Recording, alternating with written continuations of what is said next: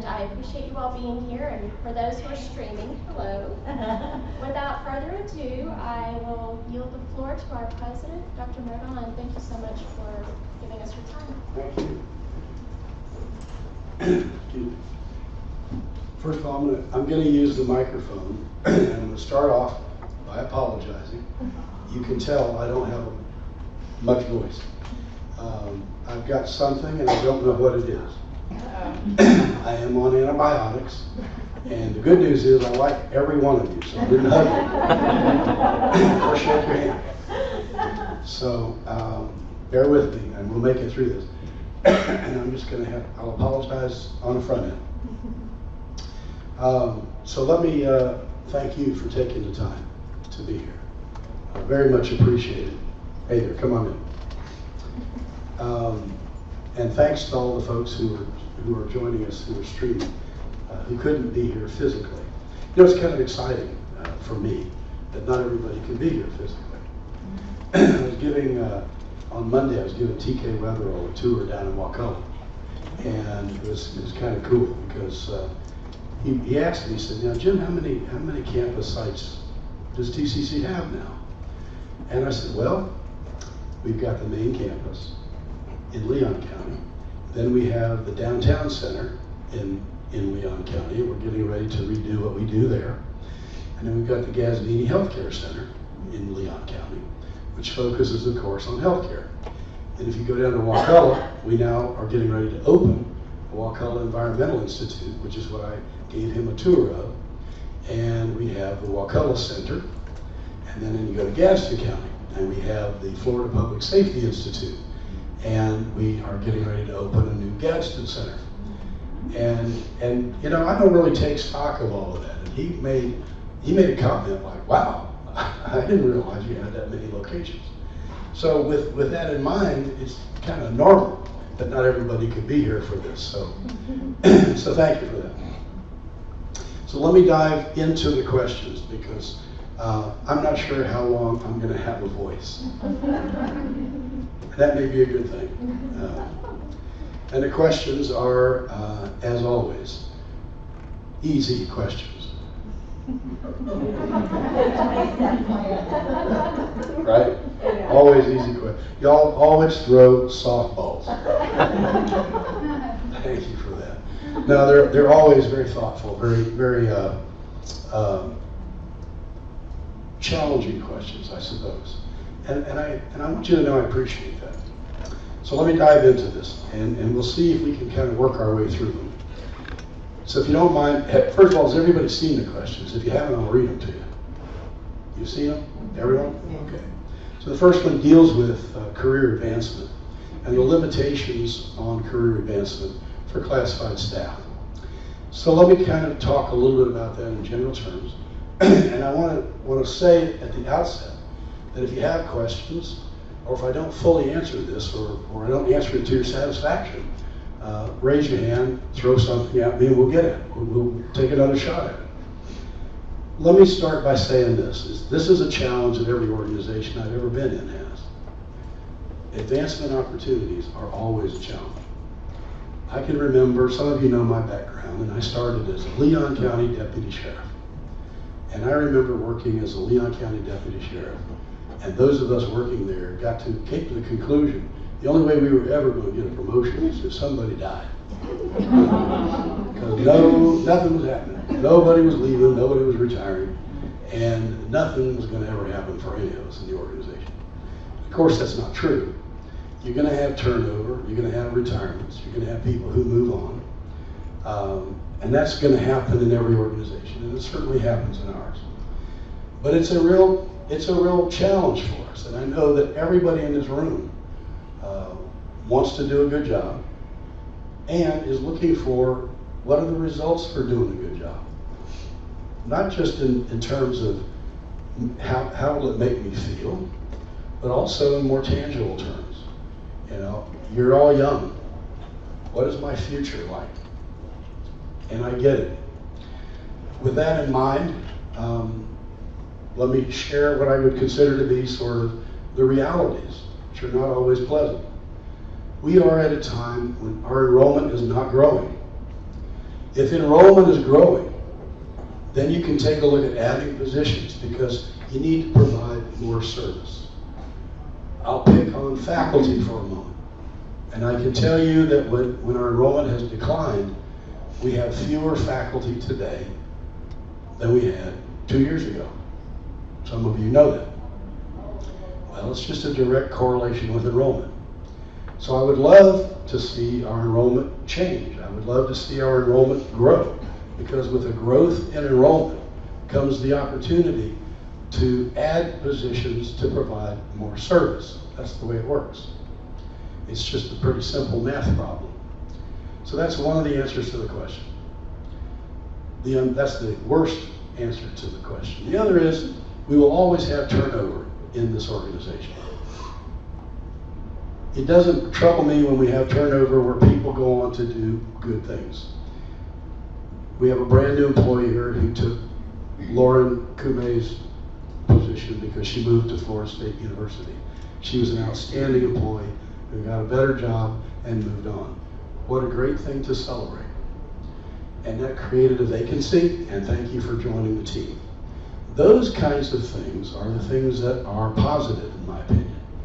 I really wish Lauren were still here, but we celebrate those things, and those opportunities will always present themselves.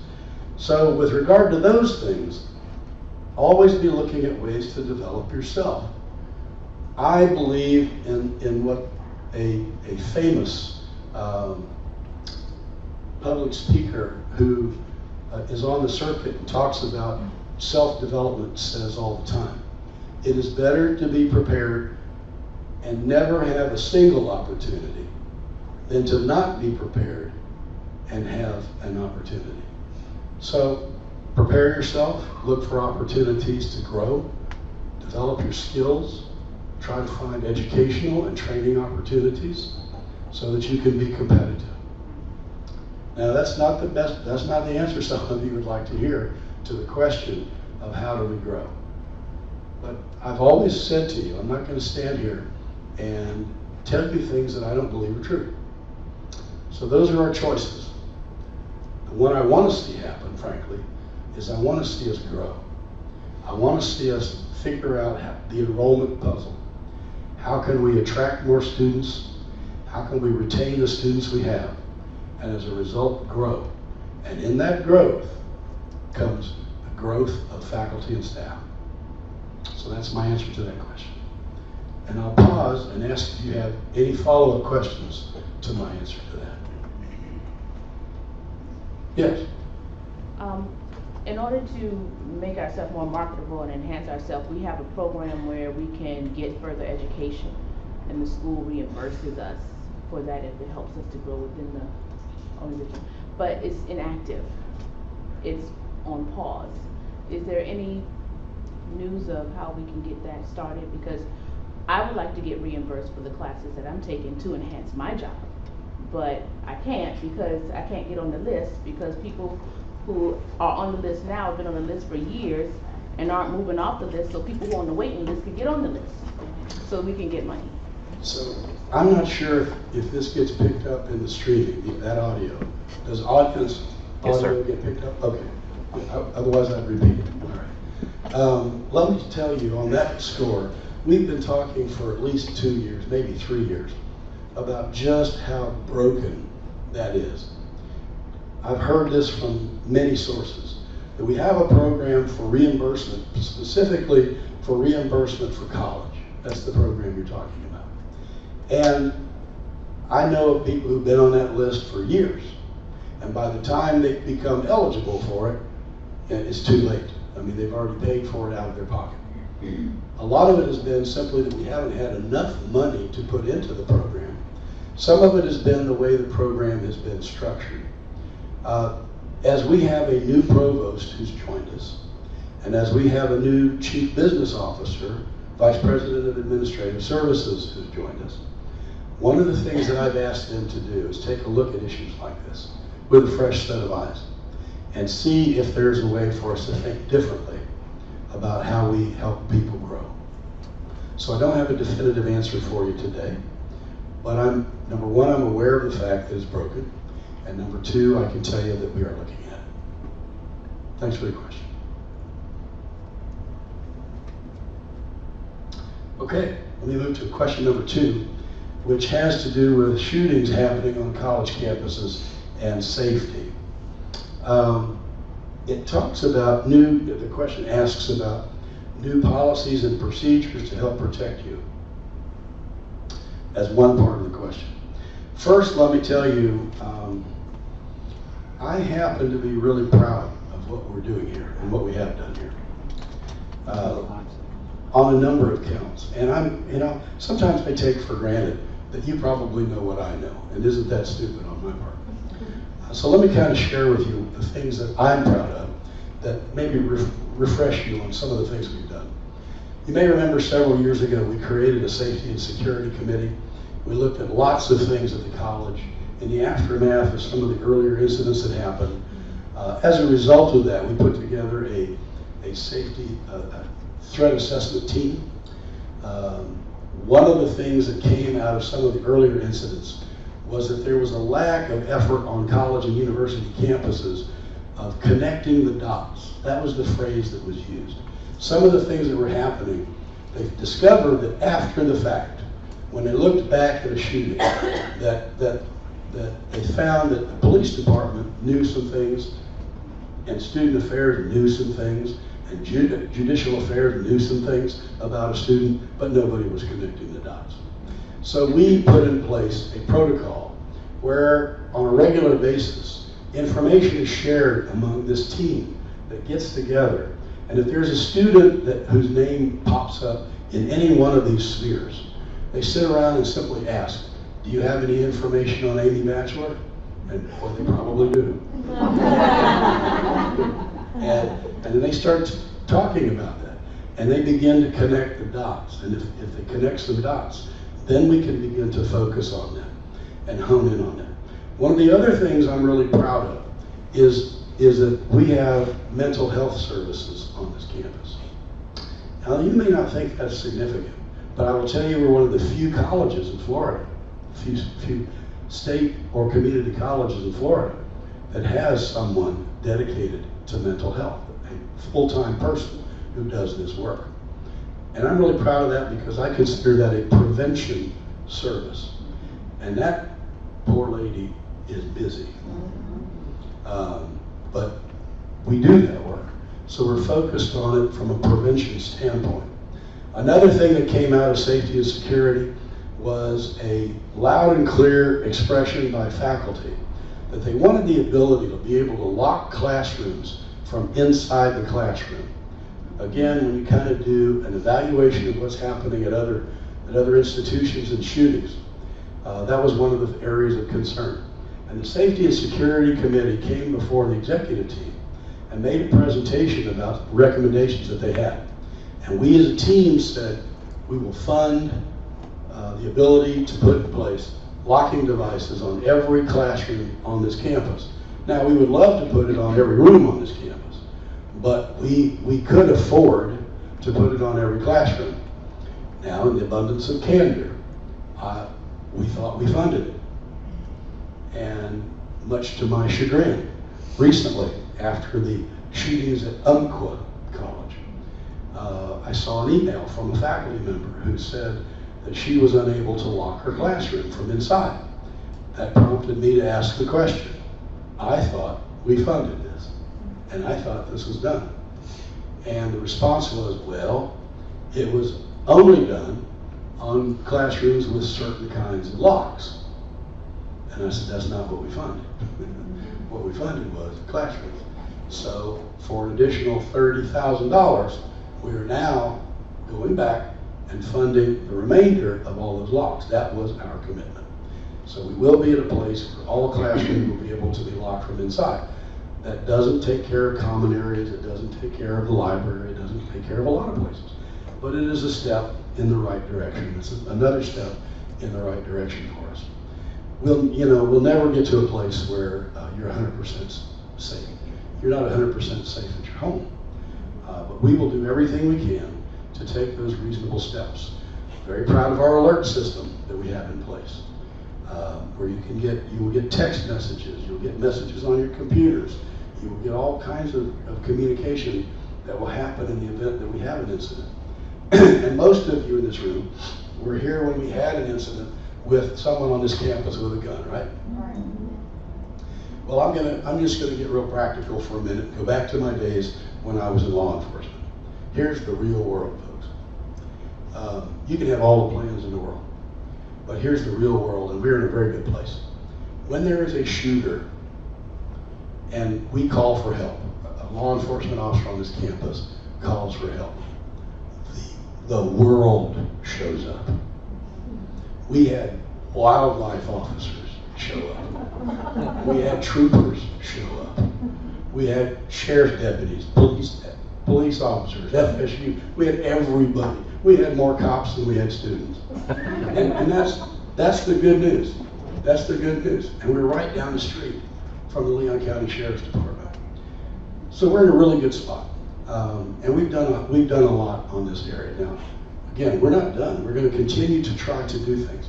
It's expensive to implement security measures, and we can get to a point where you got to make some real hard decisions about the next expenditure that you're going to make.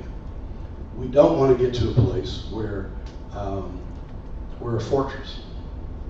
The thing that concerns me the most right now, personally, some of you know that I testified before the House and Senate on behalf of all the presidents in Florida against the bills that are being proposed in the legislature to allow concealed carry of firearms on our campuses. I'm opposed to it. I believe that it does not add to an environment where people feel safe and secure. I believe personally that if a student or a faculty member or a classified staff member is afraid, it does not add to an environment where learning happens. There is no single incident, this is not Jim's opinion now, there is no single incident anywhere in America where an active shooter has been stopped by someone who was carrying a concealed firearm. So, I'm very concerned, however, that because of ideology, this is going to pass. And I don't know what it's going to do to us if this passes.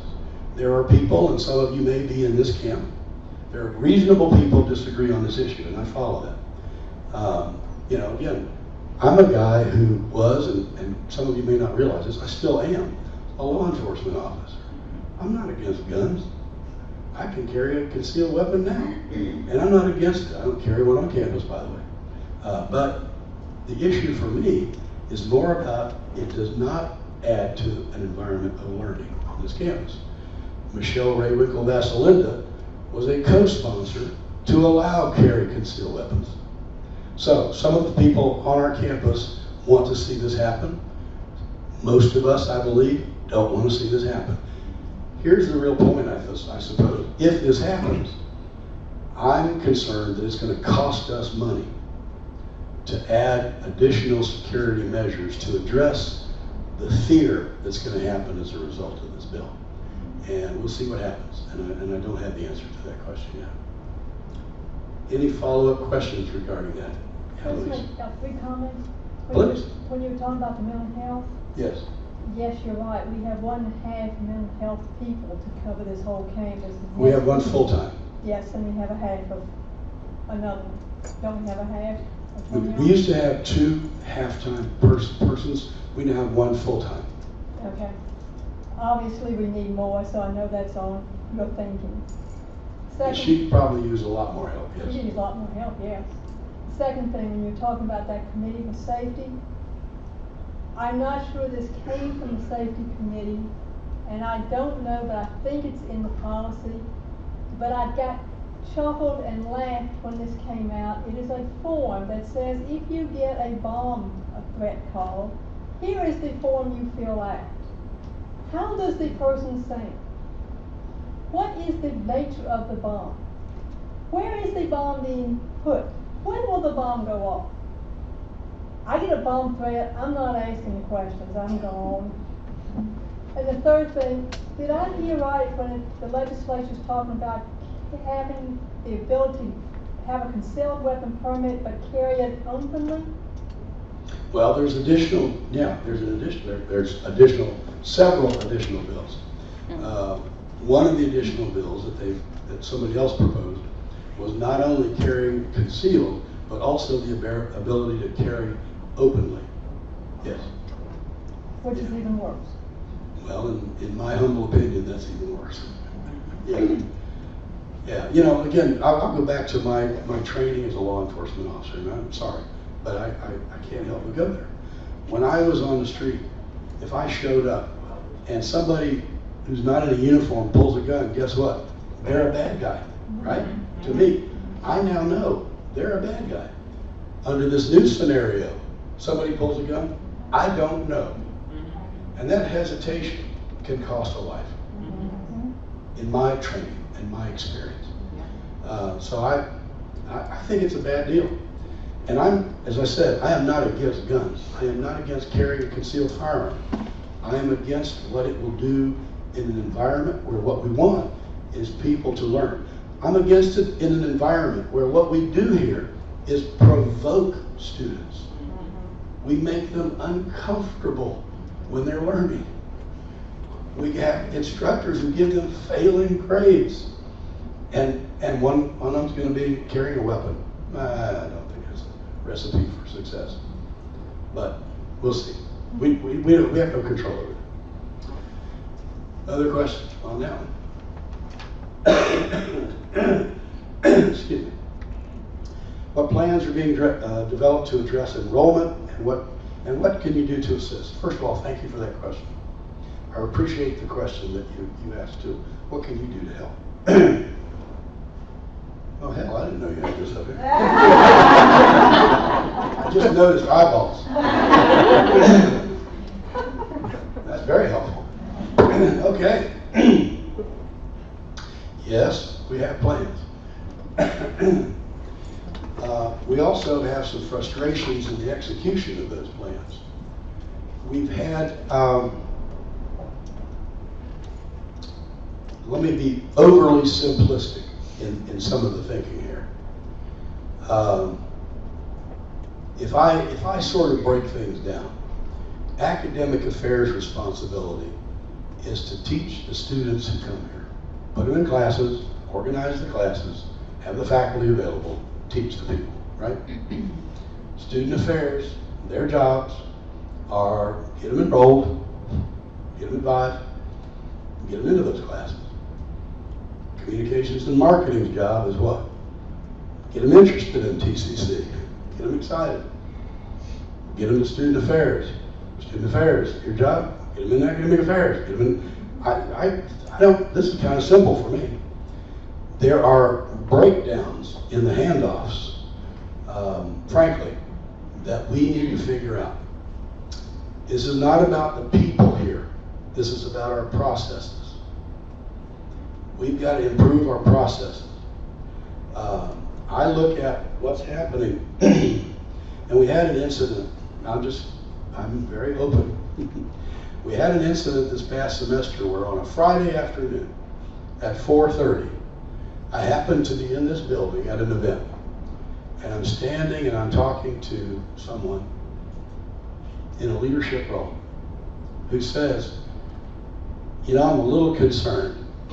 Next week, we're going to have, and I don't remember the number, let me just make a number up. We're going to have 150 people here for orientation, and we don't have any classes for them.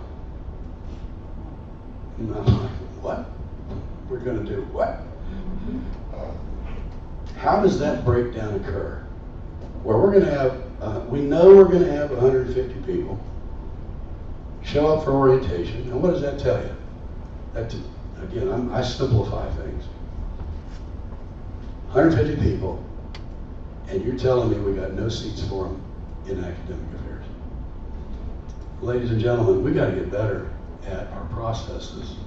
We've got to get better at communicating so that when let me say it differently, when all of you are doing your jobs so doggone hard, trying to get the people in the door, and the people who are coming in the door, into the classes, get them their financial aid, get them the classes they want, only to run into some nonsense like that, we have room to improve. And we will. And we will. But that's the kind of thing that we need to work on. That's the kind of thing, when I look at that, I'll go back to what I said earlier about growing enrollment. If we want to grow enrollment, the first thing we need to do is stop doing things like that we know are hurting our enrollment. That's the easy stuff. So, yes, we have plans for enrollment, and we need to take a look at those. Louise?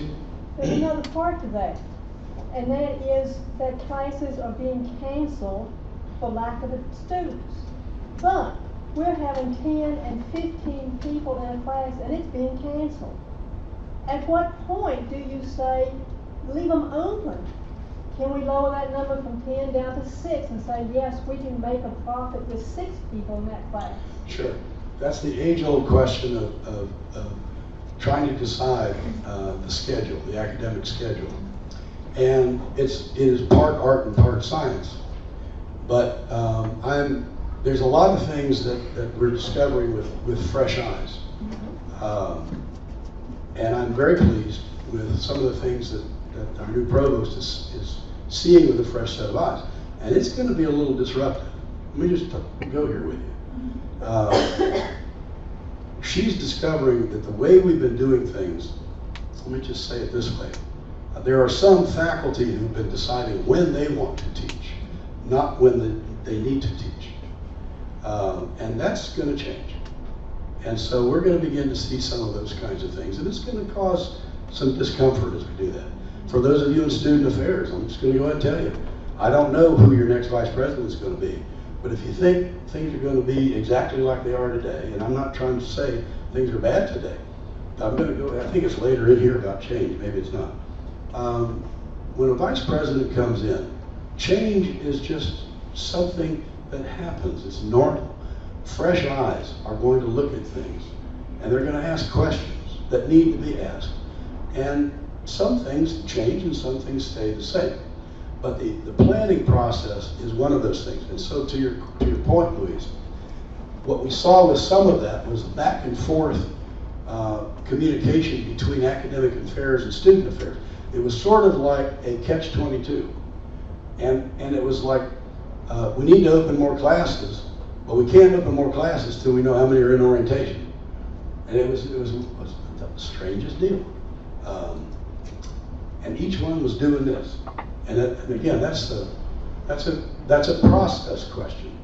And that's the stuff that I focus on is,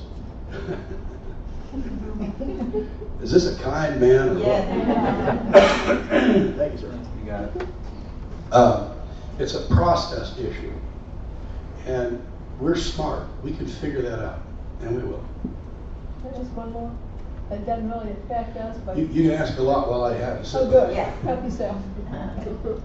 Faculty-wise, are you thinking of moving towards faculty having 12-month contract as opposed to 12 or 9? And are you trying to then convince faculty to teach more summer-type classes? Jim's not doing anything. Oh, I know. I haven't really talked to Dr. Moore Davis about that. Let me say with one caveat, from the pay standpoint, even 9-month faculty, we put on a 12-month schedule, and that caused a lot of consternation, but let me explain why. Within the payroll system, we discovered that we had faculty who teach 9 months, and their pay, let me see, I want to make sure I get this right. Their pay was 9 months. They asked to be paid for 9 months, but they wanted their benefits to be strung out over 12 months because they didn't want their benefits to be interrupted, right? So we had a built-in, that wasn't a problem, but we had an abnormality built into a system where you had this deal where their pay was over, and I could never understand that. I mean, to be honest with you, I could never understand, well, how they living for the other 3 months. But everybody said, oh no, they got plans, they're doing But within the system, I was led to believe that it created opportunities to make mistakes because you had the 9-month pay and the 12-month benefit issue. So when we had a conversation about switching to Workday, and we looked at best practices for businesses, let me share this with you again, being straight up. Could we have programmed it for 9-month pay and 12-month benefits? Yes. We didn't have that many faculty who were on 9-month and 12-month, but it was recommended to me we should all be on the same, and that's 12-month pay and 12-month benefit. And I said, okay. Again, what persuades me is, does it reduce administrative time and energy, and does it reduce the potential for error? Now, I've had people argue with me about whether that does or doesn't, but you know, on some level, it just made sense to me. So we did that. That doesn't mean we're trying to make them work. That decision has nothing to do with them working the 12-month schedule. I have not talked to the provost about this issue of them working summers or not. It's just not something we've gotten to yet. I was just curious. Oh, no, I appreciate the question. I know she's looking at a lot of things. And changes, and some of them won't. Some people say, I'm really glad I asked that. We were sitting in an executive team meeting, brand new, fresh set of eyes, right? And we were talking about growing, and finally, in her amazing way, where she just cuts through the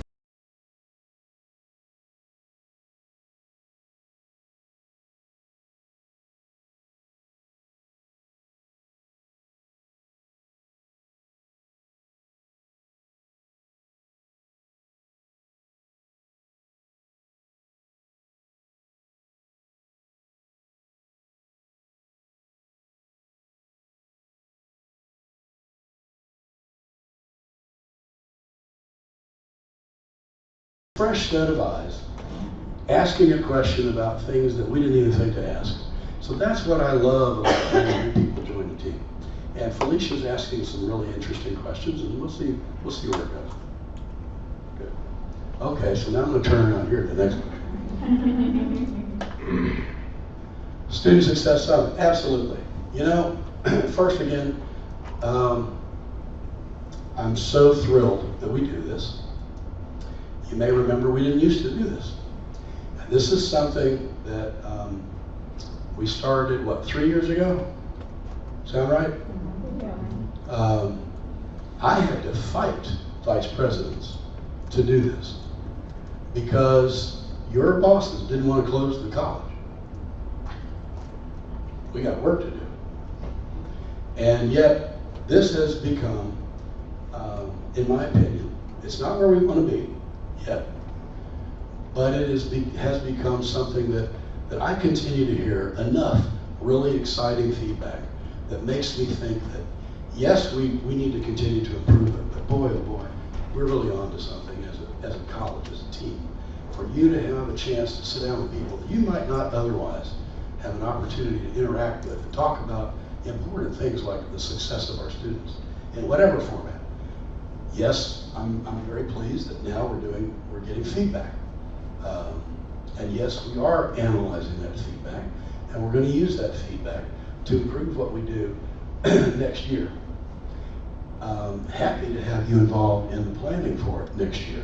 Now, it's a bit of an interesting dilemma we have with the event because it's kind of a twofold deal. Years ago, it was one thing only, and that was a recognition ceremony run by the foundation for years of service. I don't know, some of you remember that. And then it became a shared deal. So the foundation has a part of the agenda where they recognize 5-year, 10-year, 15-year, and what always blows my mind are people 30 years and sometimes 35 years here at college. So we share the agenda still. But what we did was we added to it, closed the college. We do this thing as a summit that's intended for us to rally around this notion of success. perhaps like you, I don't think we're yet at a point where the results that come out of it are what we want and are useful enough for us to come back and take action from what's there. But there's some things, not everything, there's some things I'm patient with. This is one of them. Because this is still relatively new for us. We'll get better at it each year, and the way we'll get better at it is participation and feedback that we act on. So, thank you for that. And we will involve you in planning.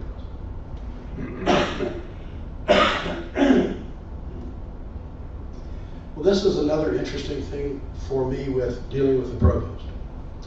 One of the things she observed when she came here was that, in her opinion, the trend across colleges is to move away from the concept, this is a nuance, but I love nuances, move away from the concept of distance learning and move toward a concept of online learning.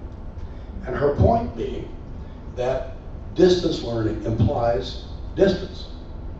And that as we shift to growing the idea of students using the format that we provide them, it's really more about them learning with a different modality, and that's online learning. They could be sitting on our campus. It's not about how far they are from us. It's about the modality. And she really, the way she explains it better than I do. What she does describe, in my opinion, is a real insight into the way that we can do this, and also a real fierce commitment to the notion. She's done her research. We are behind where an institution of our size should be as it relates to enrollments in online learning. So let's come back to enrollments. In terms of what we want to do in growing, we should be growing online learning. And I think she's got great ideas and plans for that. I was intrigued with the phrase, service availability. And so I'm not sure if somebody in this room posed the question, but could you share with me what that refers to? Yes, sir. The main holdup that I work over at the Center for Distance Learning and Student Services Coordinator over there. One of the frustrations that students are running into is just the quote-unquote phone tree, or, there's certain ebbs and flows of advising, right? So there's sometimes where advising turnarounds might be 24 to 48 hours, there might be even longer than that. So students really want that on-demand answer as quick as possible. And I think what I was referring to, which I've talked to Dr. Murdaugh about, and what she's mentioned to me, is additional advising staff for our online learners. So that's more where the service went into, but we talked in that. Well, so what's the answer to your question? So she's looking into expanding those services and making sure our students have a quicker response, and that turnaround time is much tighter, and if they need an answer, they can get it quickly. Great answer. She's working on it. Great answer. Thank you. Okay.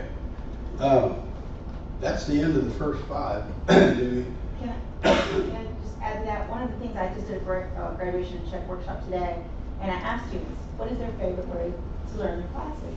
And more students are telling me they love the hybrid system, where they go to class for one day and do the other stuff online. And I had heard that last semester, and they said, oh gosh, if you could just expand that, we would be perfect. And I said, well, that's really good to know. It's good feedback from the students. So I just wanted to, because it related to online learning, I just wanted to share that with you if you haven't heard that from the students directly, that they really enjoyed that. Yeah, I'm excited about this trend that we have, and a lot of it's coming out of communications. I'm going to use the term the voice of the student. We need to be asking that more. We went through a recent exercise, and Candace was at the core, and I can't remember if the rest of the team was, but this was a funny one for me. It was about our website and about our online application. So we go through this gyration about what should our online application to the college look like, and everybody had an opinion. Imagine that, except me. And so we get through this thing with this online application, and how many boxes got to have on this page, and what ought to lead to here and there, and then we gave it to the students in focus groups. They came back, and it was completely different And very simple. One page. Yeah. You know, sometimes you just scratch your head and say we need to listen to the voice of the student. Doesn't matter what we want to give them.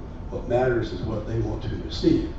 And if they want hybrid courses, then perhaps that's what we need to give them. Yeah. Cool. Okay.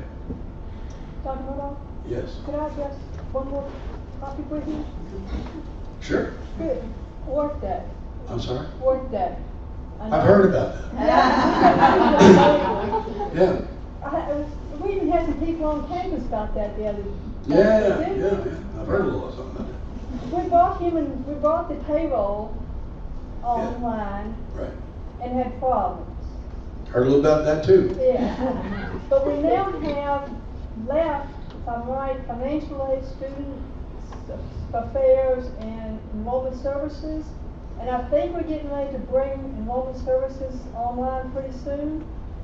Are we going to test it better than what we did with the human resource and money-wise before we bring something else in? Yes. The short answer is yes. Good. You deserve a long answer, but the short answer is yes. So Workday, thank you for everything you all are doing. It is heroic. I mean, and I know that. Some of you may have been involved in migrations before to other platforms. Every ERP transition, I don't care what it is or who you've talked to, is tough. So let me give you the long version now. When I first became president and discussions started happening about the fact that we were ultimately going to need to transition out of Integro, and I started interviewing companies. They started coming to campus. I will tell you, if I haven't shared this with you before, the interviews of these companies, these are the big names, the Gensivars, the PeopleSofts, the Ellucians, and they've all changed names, but these are the big companies that are, they'll tell you by golly, they're the big ones. But they would come with 15 or 20 people, and they would sit in the conference room, and the presentations were scarily similar. And I would listen to them, and we all would, it wasn't just me. We would listen to them, and they would talk about, it was almost a standard deal. Let me tell you where all the institutions we're in. That was always a standard thing. So that was to impress us. We're in this college, and this university, and this place, and that place, and this place. Great. And so that's why you probably have heard some bad things about us. But we fixed those things. See, we've made a lot of progress over the years. We fixed those things. Standard. Every one of them say this. And then somewhere along the line in the presentation, somebody would say, now, you know, Dr. Murdaugh, this is a long-term decision you're making for the institution. I mean, this is like a 20-year commitment you're about to make. And so this is a big deal. And so I would say, you know, I agree with you. Let me ask you a question. Where do you think your company and the industry is going to be in 20 years? And you could hear crickets every single time. They didn't have a clue. And I kept feeling like we were about to spend $10 or $12 million to move from Integro to a platform that everybody else had already been using for 20 years. And I couldn't get excited. I just couldn't get excited. And so I kept being haunted by, I wonder where the institutions that have these systems now, wonder where they want to go next. That's where I want to go. If we're going to do this, let's just step past them, for crying out loud. So around that time, a couple of things happened that fell into place. One of those things was that Brett Ingerman joined the team. And Brett is a very progressive guy. as you know. And along came Workday, which was a brand new approach to doing ERPs because it's cloud-based. And I came to a conclusion that that's where everybody else did the dots. They were cheaper than the other systems. So we signed on with Workday, and as a consequence, we were invited to be the design partners because this was new. And that's part of the reason it was cheaper, because we got to be a part of the design process. Now, we knew then that we weren't just buying something out of the box, and sometimes buying something out of the box is better, certainly easier, but that's the path. Sometimes when it's tough, I say we, by the way. So that's the path we chose. And that's the path we chose. And that's the direction we've been doing ever since. When we did the initial lift, a decision we made early on along the way was whether to do HCM and finance sequentially, one right after the other, or whether to do them simultaneously, what they call the Big Bang. Rip the Band-Aid off, do them both simultaneously. Again, that was a choice we made after a lot of conversation. There was some, and part of the reason was that there was some conversation that the logic of doing them both at the same time was that if you did HCM first and then you did finance, you were going to have to go back to HCM and do some recoding because you were going to learn some things along the way. So we decided that it would be harder, but we would do HCM and finance at the same time. And our timeline was very tight, but we bit the bullet. One of the beliefs I have, and it's tough sometimes in a role that I have, is that sometimes you have to ask people to do things that seem impossible. That's some of my job. And so I knew the timeline was tough. You know, here's the real deal. I could have set the timeline 5 years from now. And you know what would have happened? In the last month, we'd have been working ourselves crazy, right? So we set an ambitious timeline. I did that one, so I'll take the responsibility for that. We got it done, and we knew that we would then have to fix some things. And so I take responsibility for how hard that was. We got it done, and we're into it. And now we'll fix those things. You know, I don't like hearing that the payroll things are what they are. I certainly don't like hearing that vendors were not being paid, and we're still cleaning those things up. But we're in it now. So as we move forward, and we're now in student recruitment, and we're now dealing with the development of the student system, we'll slow down, and we'll do these things a little differently. And yes, we'll test them more. Brett already put the brakes on the original timeline for implementation of student, so we'll take our time, and we'll get those things done. You will appreciate one of the things I can't wait to get done is financial aid. Some of you may not know our financial aid package. We are on such an antiquated system in financial aid. In the entire United States, there are how many institutions, Louise, that use it? 6? Yes. Yes, it is still 6. 6 in the United States. We have got to get off that thing before they get off of us. So, long answer to your question. Painfully aware of it. The consolation I would offer you is that if we'd have picked a different ERP, it's still going to be hard. The good news is we're going to have functionality that other institutions won't have. The thing I've said from the very beginning was that we wanted a system, and I told the vice presidents this, I told the president of the company of this, and he almost fell out of his chair. I said, I am not looking at this as an opportunity to become more efficient. I am looking at this as an opportunity for all of you to become more effective. That's what I'm looking at.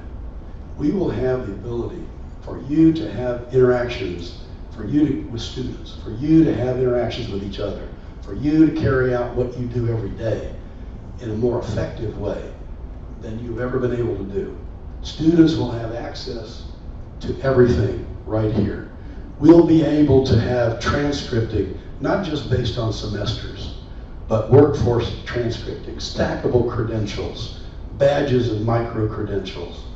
We'll be able to do things that other institutions can't do in their systems. That's the promised land for Workday. But the pain of getting there is real.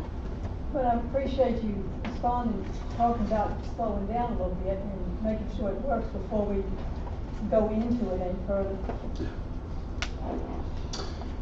Yes. Great. Other questions? Yes, If I may, Amy. following up on the Workday processes and the vendors, someone had asked me to ask if Workday came up about the vendor payment issues with the invoices, because TCC has such a wonderful reputation, but with the delays in the payments, our reputation's being tarnished. And they were asking what plans are being developed to address this issue. I almost want to ask you to answer that, because you're working with Barbara Wills on that. I know, I talk to Dr. Wills regularly about the progress that's being made on that. I can assure you, nothing pains me more than hearing that we are not paying our bills on time. You know, when I heard the way it was built, well, let me pick an example. Office Depot. When I heard the way that was built, and I heard that every single person in here, in the old days, we had, I guess, one purchase order. I may have this wrong. Is that right, Terry? We had one purchase order. Somebody in here bought something from Office Depot, it went into one purchase order. Well, now, I hope it's changing, but now, if every single person in here has to create a brand new purchase order. And every time you create a brand new purchase order, there's a whole new process that has to flow. And you can imagine the volume that creates for one of our vendors. I'm told that we're making progress on that. I'm told we're now within 30 days for payment. So, that's the second most embarrassing issue. The most embarrassing issue that we had for me was people not getting paid. People who work here. That's the most embarrassing issue for me. Second most embarrassing was that one. Those are issues, I can tell you, I have standing meetings, and those are standing agenda items for us. How are we doing? How are we improving? What's the backlog now? Who's doing what to change the backlog? Standing issues in our conversations. Thank you. Terry? I can tell you the good thing about Workday from Brent's perspective is that when we know that there's a payment being made, the invoice, we go out and capture the invoice and download it to print or save it as another attachment to back up our bill going out to the agency. It's not going to the file room or having to waiting for somebody to pull it so we can copy it and all that kind of stuff. So that part functionality is really beneficial. Well, thanks for that. Yeah. We do spend a lot of time talking about the things that aren't working. There are a number of things that are working well. So I saw another hand. I don't know if this is the place to bring it up. Along the lines of all of this, what's happening for our budgets? I'm seeing months of invoices being paid out of this year's budget that we don't have the money for because they were supposed to be from last year. I'm afraid I don't have the answer to your question, Okay. Kelsey. I do know we rolled, when we rolled into July, I know that they were still dealing with last year's budget and trying to reconcile and integrate. And I don't know the answer to your question. I thank you for asking it, because now I'll ask it. But I don't know the answer to your question right now. One more question before I die.